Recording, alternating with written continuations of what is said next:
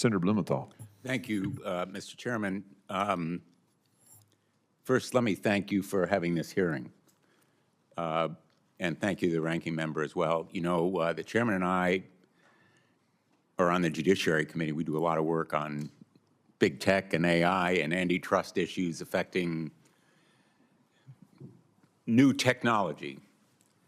And the idea that fire apparatus should be in short supply when it is so critical to the lives of men and women who put their lives on the line every day to keep us safe is absolutely astonishing and abhorrent. Mr. Kelly, I love going to firehouses.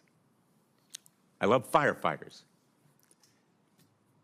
Every year, unfortunately and tragically, it seems we lose a firefighter. And often it is the result of antiquated and ineffective equipment.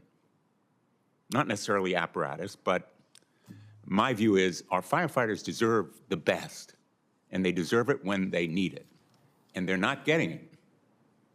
And the people who suffer are not only the firefighters, but everyday Americans. I know in Connecticut, when I talk to firefighters and their leadership, they tell me they need stuff they're not getting. They're polite, courteous, but insistent. In Greenwich, Connecticut, just one example, the fire department had to buy a used truck to cover a 4-year delay in delivery for a new fire apparatus. I know how effective the Greenwich Fire Department is because they have come to my home. And all of us, in one way or another, experience the help and service of our fire department. For there to be just 3 manufacturers in this country who produce that fire apparatus essentially to their safety is no accident. And we can quibble about exact market shares, but we know that those 3 companies, your 2 and Rosenauer, control about 85% of the market. And the result has been delays and higher prices. So my conclusion from what I've heard so far at this hearing is that the Federal Trade Commission ought to be doing an investigation under 6B of its authority. Now, it begins that investigation by looking at the market and then what the effects have been, whether the market power has been misused in a way that stifles competition or restrains trade.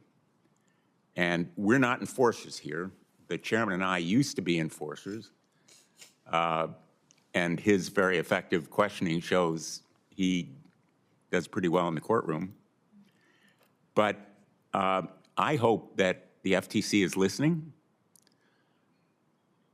I understand you reduced delivery times recently, very recently, but I don't think we can just say, we will trust you to get the job done, because it isn't working right now. And it is a classic example, in my view, of why we have antitrust laws. In your testimony, Mr. Mushbaresh, you wrote that, quote, some evidence even suggests they may have further entrenched their dominance through exclusionary arrangements with other manufacturers, input suppliers, and government procurement platforms. So it's not just that the numbers of manufacturers have been reduced, but there potentially has been other conduct that is anti-competitive. Maybe you can tell us a little bit more about those exclusionary arrangements and yes, the types Senator, of anti-competitive tactics thank that you for the FTC should be investigating. Thank you for the question, Senator. Yes, and I do want to emphasize that We need more investigation in this area because the industry is opaque, and we're not sure exactly what is happening. As I provided in my written testimony, we're seeing a situation where there's backlogs, there's delays, prices are high, but there is no competition from smaller manufacturers. And when we see a situation like that, there are often anti-competitive exclusionary arrangements at play. In this particular case, for example, we know that Pierce has exclusive arrangements with certain suppliers of inputs, I believe particularly steel, so that's one aspect that should be looked into, and whether that arrangement makes it harder for small businesses to compete. Beyond that, the Rev Group is the only supplier, to my knowledge, of custom cab chassis to small fire truck manufacturers.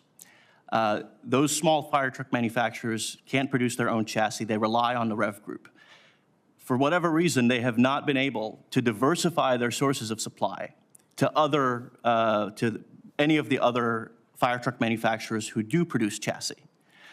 It's important to look into whether the Rev Group has been imposing any requirements as part of their arrangements with those small manufacturers that make it harder for them to diversify and switch. Thank you. My time has expired. Unfortunately, I have to go to another committee hearing, but again, my thanks to all of our witnesses, and I want to thank Mr. Vernig and Mr. Meyer for being here today to help explain your position, but I also especially want to thank Mr. Kelly and Chief Rubin for representing the firefighters of America so ably. Thank you. Thank you, Senator.